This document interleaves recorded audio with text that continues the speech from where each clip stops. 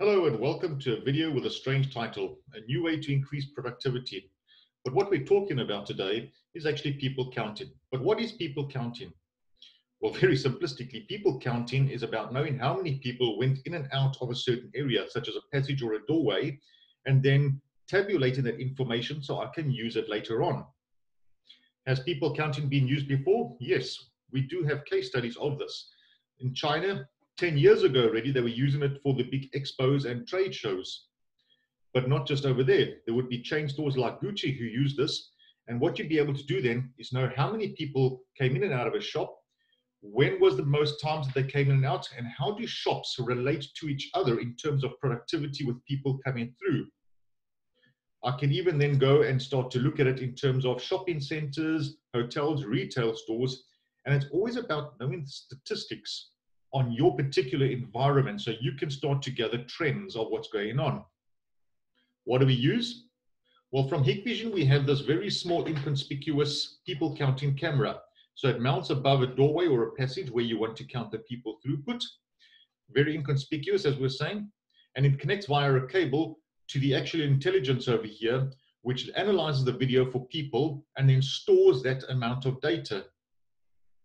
There it is, IDS-2CD6412, people counting camera. And that stored data is exportable into daily, weekly, and monthly and yearly statistics. So I can look at what's really happening a bit more accurately. And it's not just about storing statistics, but also being able to see live view what's happening, how many people are coming in and going out, display it and record it.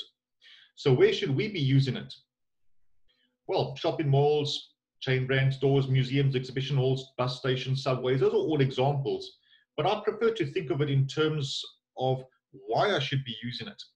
So in terms of a place like a shopping center, I would say I can able to schedule my maintenance at points, maybe even during the course of a day, where things are going to be very quiet because I knew up ahead when the peak traffic was going to be happening.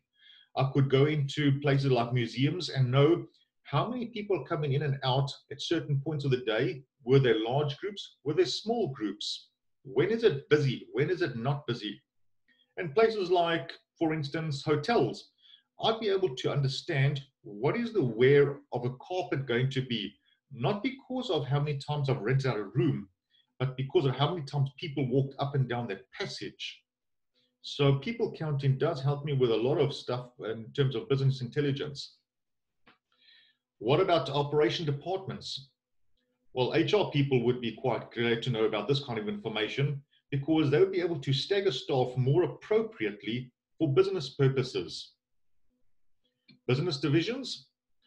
Well, in the case of places like a shopping center, you could start to understand where is the more busy part of a shopping center. And the moment I know what's really busy and where the most foot traffic are, it starts to impact on my advertising costs as well. So I would know where it's more appropriate to do advertising and could I charge a premium for that advertising. In terms of what can this give me?